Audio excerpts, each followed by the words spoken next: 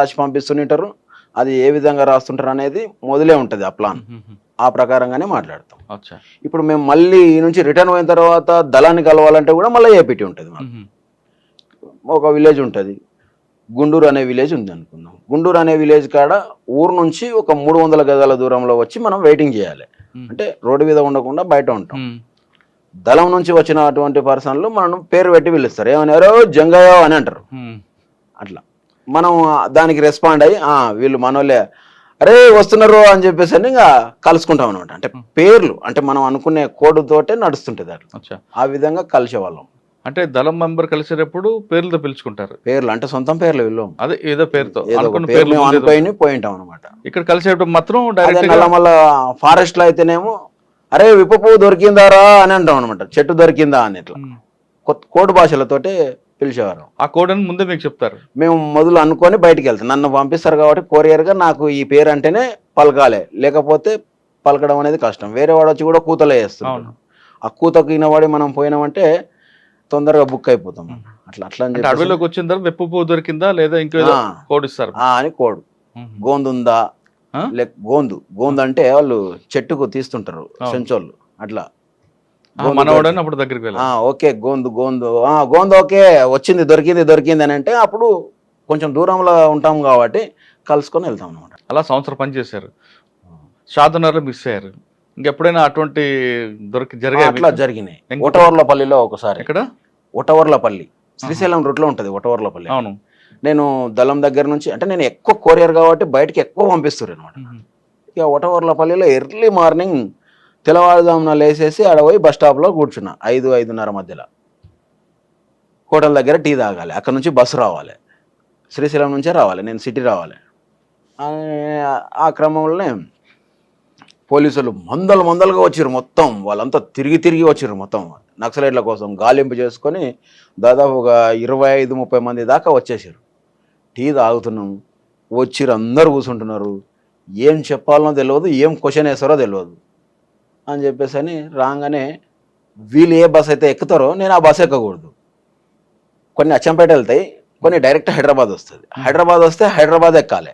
వీళ్ళు ఎక్కుతున్నారంటే నేను దిగాలి. ఎందుకంటే బస్సులు ఎక్కిన తర్వాత కూడా క్వశ్చన్ రేజ్ చేస్తాను అని చెప్పేసి అని కూర్చున్న కొద్ది క్షణాలలోనే ఒక బస్సు వచ్చేసింది. నేను బస్సు ఎక్కినా వాళ్ళు ఆ బస్సు ఎక్కలేదు. తర్వాత నెక్స్ట్ వాళ్ళు అచ్చంపేట బస్సు ఎక్కిపోయినట్లున్నారు. అట్లా అంటే కొన్నిసార్లు ఏమన్నా జరిగితే ఇంకా మన దగ్గర అప్పటికే మనకు షార్ట్ వేపన్ ఇచ్చి పంపిస్తారు అనమాట.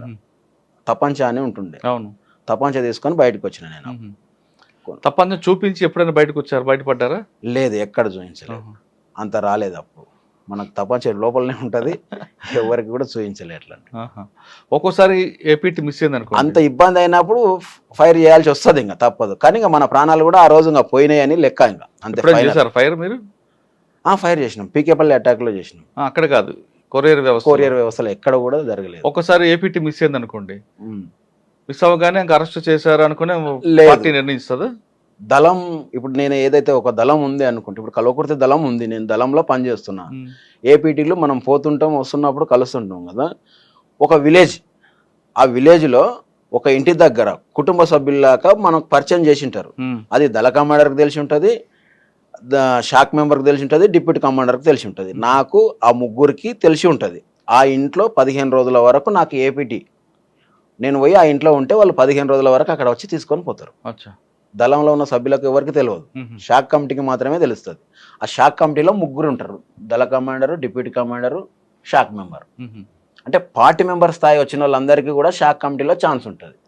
అట్లా నేను కూడా పార్టీ మెంబర్ స్థాయి నాకు వచ్చేసింది. సర్క్యులేషన్ పంపిస్తుండ్రి, అన్ని తీసుకుంటుండ్రి. సాధారణంగా పేపర్లు తీసుకొస్తుంటారు కొంతమంది లోపలికి. అవును. మీకు ఎప్పుడు వస్తాయి పేపర్స్? ఇప్పుడు నేను బయటికి వెళ్ళినా అంటే, ఇప్పుడు నల్గొండ పేపర్ కూడా వస్తుండే మా దగ్గరికి, ప్రకాశం వాళ్ళు కూడా కలుస్తుండ్రి, ప్రకాశం డిస్టిక్ పేపర్ వస్తుండే. అన్ని వాళ్ళు తీసుకొచ్చిన దగ్గర నా దగ్గరికి వస్తుండే. ఈ పేపర్స్ అన్నీ తీసుకొని నేను దళం దగ్గరికి తీసుకుపోతుండే. అంటే ఎక్కువ నాకు నల్లమలనే ఎక్కువ కాంటాక్టు. ప్రతి ఒక్క కొరియర్ నాకే కలుస్తుండ్రి. కానీ నేను నన్నంత నమ్మకం అనమాట పార్టీకి, నా పైన విపరీతమైన నమ్మకం. వాళ్ళు దళాలు మొత్తం అక్కడ ఉండి దాదాపు 100 మంది 200 మంది ఉన్నప్పుడు కూడా అక్కడికి చేరవేయడానికి నన్ను బయటకు పంపిస్తుంది. ఎందుకంటే మా అన్న దాంట్లో ఉండడం వల్ల ఈ తమ్ముడు ఎలాంటిది తప్పులు చేయడు అనే దాని నుంచి ఫుల్ నమ్మకం. అప్పుడు అట్లా ఉండే. రాను రాను కొంచెం తగ్గిపోయింది దారి కానీ తప్పింది. తర్వాత ఎవరు కూడా ప్రాణం పోయినా చెప్పేదైతే ఉండదు. నీకు పేపర్ వచ్చేసరికి పొద్దున్న 6, 7 అవుతుంది. రోజు రాదు సార్, అది టైం. ఒక రోజు పోతే వచ్చిన పేపర్లలో తీసుకొని పోవాలి అంతే. వారంకోసారో 5 రోజులు ఏ రోజుకి ఆ రోజు రాదు. ఏ రోజుకి ఆ రోజు పేపర్ రాదు. ఓన్లీ రేడియోలనే వినాలే, ఎక్కడ ఏం జరుగుతుంది అనేది. రేడియోస్ ఉంటుండే చిన్న, ఆ రేడియోలనే వింటుంటారు మన వాళ్ళు. ఒకవేళ వాళ్ళ సమాచారం కిందకి రావాలనుకుంటే ప్రజలకి అప్పుడు ఏం చేసేవారు? వాళ్ళ సమాచారం అంటే పార్టీ సమాచారం ప్రజలకు చేరాలి. ఇప్పుడు మేము ప్రజలకు ఎన్కౌంటర్ అయింది, అది బోట్ ఆఫ్ ఎన్కౌంటర్ అన్నా లేదు రియల్ ఎన్కౌంటర్ అన్నా, చనిపోయిన వ్యక్తులు ఎవరు అనేది మెసేజ్ పంపిస్తుంటారు పార్టీ. మనం పేపర్ స్టేట్మెంట్లు ఇస్తాం. అది ఎలా పంపిస్తుంటారు? మన దళ కమాండర్ వాళ్ళు ఇస్తే మనకు కొంతమంది గ్రామాలలో కూడా ఉంటుండ్రి అప్పుడు విలేకరులు, అంటే మన ఏపీసీఎల్సీ వాళ్ళు కూడా ఉంటుండ్రి గ్రామాలలో. కొంతమంది స్కూల్ పెట్టుకొని ఉంటుండ్రి. అవన్నీ అట్లా వాళ్ళ దగ్గర పోయి మనం సమాచారం ఇస్తాం. వాళ్ళకు పోయి ఇస్తే వాళ్ళు తీసుకుపోయి పంపిస్తాం. ఓకే. నేను మహబూబ్ నగర్లో పురుషోత్తం అన్న ఉండే, ఏపీసీఎల్సీ పురుషోత్తం. ఓకే, అవును. అడ్వకేట్గా చేస్తుండే. చనిపోయినట్టున్నారు. చనిపోయాడు. నేను ఆయన దగ్గర వాళ్ళది ఎస్టీడీ బూత్ ఉంటుండే. ఎస్టీడీ రైల్వే స్టేషన్ దగ్గర ఉంటుండే మహబూబ్నగర్లో. ఆయన భార్య అక్క ఉంటుండే ఎస్టీడీలో. ఎవరున్నా నేను డైరెక్ట్ పోయి లెటర్స్ అక్కడ ఇచ్చేసి వస్తుంటే. ఆయన మస్తు సార్లు కూడా కలుస్తుంటే, ఏదైనా ఎమర్జెన్సీ సమస్య వచ్చినప్పుడు పోయి చెప్తుంటే, ఇట్లా నాకు ఇప్పుడు నేను అన్నా కదా షాద్నగర్ దగ్గర నాకు ఎప్పుడైతే మిస్ అయిందో, నెక్స్ట్ డే ఆ రోజు నైట్ పోయి పురుషోత్తం అన్నని కలిసిన నేను. అన్న ఇట్లా సంజీవ్ అన్నకి ఏదో అయినట్లుంది, ఆయన అయితే రాలేదు, ఏపీటీ మిస్ అయింది, పోలీసు వాళ్ళు విపరీతంగా వచ్చిండ్రు, నాకు ఏపీటీ అయితే మిస్ అయింది అని చెప్తే, ఆయన వెంటనే 24 గంటల్లో సంజీవ్ను ఆయన కోరియర్ చంద్రన్ అనే ఇద్దరిని కోర్టుకు హాజరుపరచాలని చెప్పేసి పేపర్ స్టేట్మెంట్ ఇచ్చాడు. అంటే మేము పోయి చెప్పడం వల్ల నాకు అది వెంటనే జరిగింది కదా. అది జరిగింది, మరి ఇన్ఫర్మేషన్ ఇవ్వాలి, బయటికి తెలవాలి, లేకపోతే అరెస్ట్ అయిపోయింది అనేది అర్థమైపోయింది కంప్లీట్గా. కరెక్ట్గా అరెస్ట్ అయ్యింది. కానీ సంజీవ్ అన్న అరెస్ట్ కాలే. సంజీవ్ అన్న స్టేట్ కమిటీ ఆయన కాలే. సాధారణంగా మీ కొరియర్ వ్యవస్థలో మీరు అనుకున్న ఏపీటీ సక్సెస్ అయినప్పుడు ఒక వ్యక్తి తారసపడతారు. మీరు అన్నట్లు ఇందాక పేపరో లేదంటే సబ్బో ఏదో ఒకటి ఇండికేషన్ చూపించుకుంటారు. డైరెక్ట్గా ఐ టు ఐ చూసి మాట్లాడుకుంటారా, లేదా ఒకవైపు తిరిగి మాట్లాడుకుంటారా? ఐ టు ఐ సేమ్ ఎదురు బదురు నిలబడే మాట్లాడతాం. మా పర్సన్స్ కలిసినప్పుడు కంపల్సరీ కూర్చుంటాం, మంచిగా కూర్చొని మాట్లాడతాం. లేదంటే ఆ నుంచి వేరే దగ్గరికి పోయి టీ తాగుతాం, లేకపోతే అన్నం తిన్నామా లేదా అని చెప్పేసి నిద్ర మాట్లాడుకొని భోజనాలు. మెయిన్ ఏంటంటే మాకు ఫారెస్ట్లో అన్నం దొరకాలంటే 2 రోజులు పట్టవచ్చు, ఒకసారి 1 డే పడుతుంటుంది. అట్లా ఇబ్బందులతోటి కూడా తిరిగిన కాలాలు ఉన్నాయి. అటువంటిప్పుడు బయట ఏంటంటే కలిసినామంటే ఫస్ట్ తిందాం పానా అని చెప్పేసి ఒక హోటల్ దగ్గర పోయి తిని మాట్లాడుకుంటూ అది అయిపోయిన తర్వాత మళ్ళీ ఎవరి దారిలో వాళ్ళు వెళ్ళిపోతాం. ఓకే. తర్వాత మీ వర్క్ చూసి మీకు స్పెషల్ గెరిల్లా తీసుకున్నారా? ఎస్జిఎస్లో తీసుకున్నాం. ఎస్జిఎస్ తీసుకున్న తర్వాత ఎక్కడ మీరు వర్క్ ఎక్కడింది? ఎస్జిఎస్లో అంటే అది స్పెషల్ గెరిల్లా స్క్వాడ్.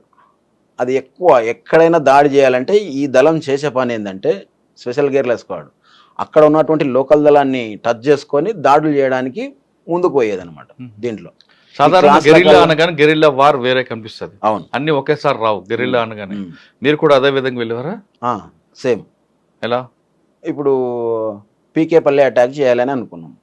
పీకేపల్లి అటాక్ ఈ స్పెషల్ గెరిల్లా స్క్వాడ్ యాడ్ అయ్యే వాళ్ళతోటి కలిసి ఎవరు అప్పర్ ప్లాట్ వాళ్ళు వాళ్ళ పానగల్ దళంతో కలిసి మనం పోయి అక్కడ దాడి చేయడానికి పోవాలి. అట్లా అప్పుడు వచ్చినాం. మేము ఫస్ట్ దాడి చేయాలనుకున్నది కొల్లాపూర్ టౌన్లో దాడి చేయాలని అనుకున్నాం. అయితే అది సర్కిల్ ఆఫీస్ వేరే దగ్గర ఉంది, పోలీస్ స్టేషన్ వేరే దగ్గర ఉంది. మొలచింతలపల్లి రోడ్డుకు పోలీస్ స్టేషన్ ఉంది, సర్కిల్ ఆఫీస్ ఇక్కడ ఉంది. కాబట్టి మనకు ఈ బలం సరిపోదు, ఇది వద్దు అనుకొని పెద్ద కొత్తపల్లిని ప్లాన్ చేసుకున్నాం. పెద్ద కొత్తపల్లిని ఎందుకు ప్లాన్ చేసుకోవాల్సి వచ్చిందంటే కోడేరు పోలీస్ స్టేషన్ కూడా దాంట్లోనే ఉండే. ఈ నక్సల్స్ భయానికి వాళ్ళు కోడేరు పోలీస్ స్టేషన్ కూడా తెచ్చి దాంట్లోనే పెట్టారు. అప్పుడు దాని మీద దాడి చేయాలని చెప్పేసి ఒక 1 నెల రోజుల నుంచి రెక్కీ ఏర్పాటు చేసి తిరిగినాం, అన్ని చేసి లాస్ట్కు ఫైనల్గా దాడికి పోయినాం. ఎన్ని గంటలకు? దాడికి ఈవినింగ్ పోయినాం. అంటే అంతకంటే ఒక బిఫోర్ 1 డే ముందు పోయినాం ఫస్ట్ దాడి చేయాలని చెప్పేసి. ట్రాక్టర్ తీసుకొని పోయినాం. ట్రాక్టర్ ఏమైందంటే మనోళ్ళే ఒక అన్న, ఆయన కూడా చనిపోయాడు. ఆయన ట్రాక్టర్ నడిపేటప్పుడు డొంకలన్నీ ఉంటుండే. డొంక అంటే మీకు అర్థమేంటి? దొంగ బాట టైప్ ఉంటుంది. అవును. అందరం ఎక్కి వచ్చేసి అది ట్రాక్టర్ ఇట్లా దిగంగానే ఇరుక్కపోయింది. అది వెనక్కి వస్తలేదు, ముందరికి వస్తలేదు. ఇక చూసి చూసి ఈరోజు దాడి క్యాన్సిల్ చేసుకోవాలని చెప్పేసి ట్రాక్ పెట్టేసి అందరం రిటర్న్ మళ్ళీ వెళ్ళిపోయినాం. లేట్ అవుతుంది కదా పరిస్థితి అని వెళ్ళిపోయినాం. మళ్ళీ నెక్స్ట్ డే ఏంటంటే ఏమైనా డౌట్ వచ్చిందేమో ట్రాక్టర్ ఆడ ఉండడం వల్ల అని ఆ ట్రాక్టర్ ఓనర్కు ఫోన్ చేసి వాళ్ళకి పోయి చెప్పేసి మీ ట్రాక్టర్ మీరు ఎట్లనో లాగా తీసుకుపోండి అని చెప్పేసి అంటే వాళ్ళకి తెలియదు, దాడి చేసామని తెలియదు.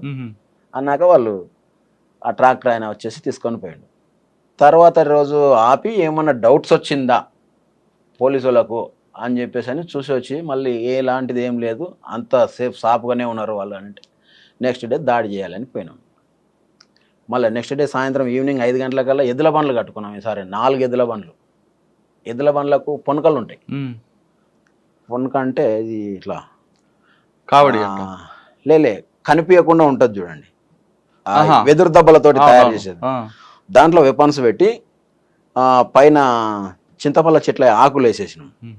చింతపల్లకాయలు తెంపుకొచ్చిన వాళ్ళలాగా పోవాలని చెప్పేసి అని స్టేషన్ దాకా వచ్చేసి 4 ఎద్దుల బండ్లలో కొంతమంది దాంట్లో ఉండి కొంతమంది బయట ఉండి పోయి స్టేషన్ మీద అటాక్ చేసినాం. స్టేషన్ మీద దాడి చేసినప్పుడు దాంట్లో ఫస్ట్ బుల్లెట్ మనోడు శివుడు చుక్కాపల్లి ఆయన కూర్చొని ఫైర్ చేస్తుంటే ముఖాల మీద కూర్చొని ఫైర్ చేస్తుంటే బుల్లెట్ వచ్చేసి డైరెక్ట్ కొట్టింది. సాంబశివుడు కాదు, శివుడు, ఇంకొక ఆయన శివుడు. ఆయన బుల్లెట్ ఇడ తగలడం వల్ల ఆయన ఆన్నే పడిపోయాడు. అయితే ఇట్లా టేబుల్ ముందు అతల ఎస్ఐ ఉన్నాడు, ఇతల టేబుల్ ముందు వేరే ఒక ఆయన గౌడు ఉన్నాడు, కల్వకోలు గౌడు. ఆయన ఏంటంటే అలా ఎస్ఐ గౌడు కాబట్టి ఈయన ఒక కాకి పాయింట్ వేసుకొని వైట్ షర్ట్ వేసుకొని పోయి ఆయన వస్తున్నాడు. ఇక ఆయన వచ్చి మనం పట్టుకుంటే మనం ఏం చేయలేం కాబట్టి ఈయన కూడా పోలీసే అని చెప్పేసి ఆయన కూడా ఫైర్ కొట్టేస్తే ఆయన చనిపోయింది. ఆయన ఒక మామూలు వ్యక్తి ఆ రోజు చనిపోవడం జరిగింది. అట్లా ఎస్ఐ ఆయన కవర్ చూసుకొని ఫైర్ చేయడం వల్ల నాకు వచ్చేసి బుల్లెట్ ఇక్కడ దిగింది. ఇక్కడ దిగి నుంచి సైడ్ నుంచి వెళ్ళిపోయింది లోపల నుంచి ఇట్లా. అంటే ఎస్ఐ ఫైర్ చేశారు. SI fire Bhaskar Goud pistol bullet. First ఆయన అతల పడిపోయింది, తల నాకు తగిలింది. అట్లా ఇద్దరికి దాంట్లో దాడి జరిగిన దాంట్లో మాకు దెబ్బలు తగిలినాయి. తగిలిన తర్వాత వెనక మన రాజన్న వాళ్ళు అలా ఉన్నారు. అప్పుడు రాజన్న నాగన్న అనేట ఆయన వాళ్ళు ఇద్దరు ఏకేలతోటి వస్తారు లోపలికి. మేమేమో చిన్న వెపన్స్ తోటి ముందు పోయి గేట్ కా నుంచి ఫైర్ చేయాలి. వాళ్ళేమో లోపలికి వీళ్ళు డైరెక్ట్ వెళ్ళిపోతారు. అంతలోపు మేము అంతా కవర్ చేసి పెట్టాలి. ఆ లోపలే మాకు దెబ్బలు తగిలినాయి. తర్వాత ఫస్ట్ అయినా ఎందుకంటే కొంచెం బలంగా ఉన్న వాళ్ళను ముందరనే పెడతారు మమ్మల్ని.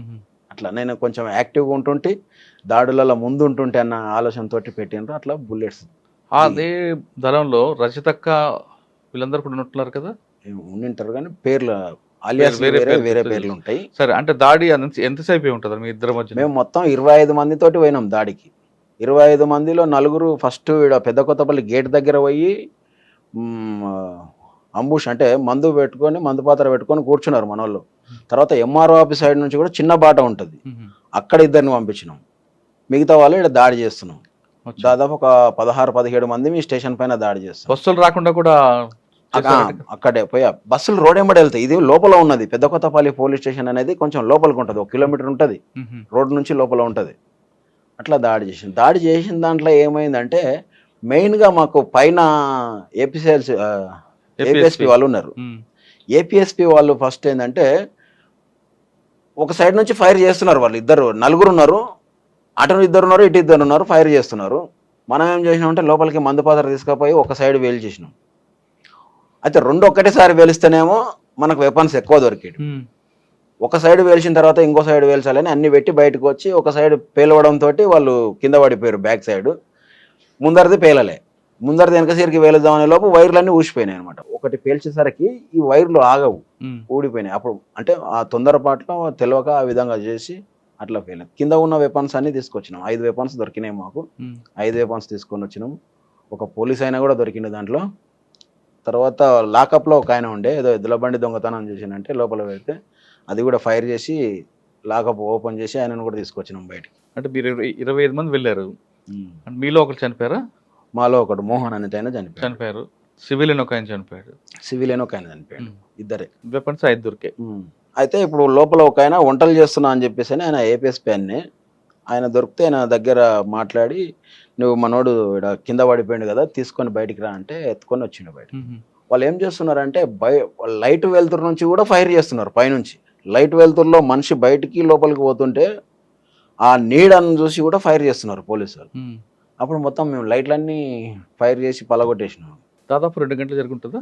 40 నిమిషాలే చేయాలి అని అనుకున్నాము కానీ 1.5 పైన పట్టింది.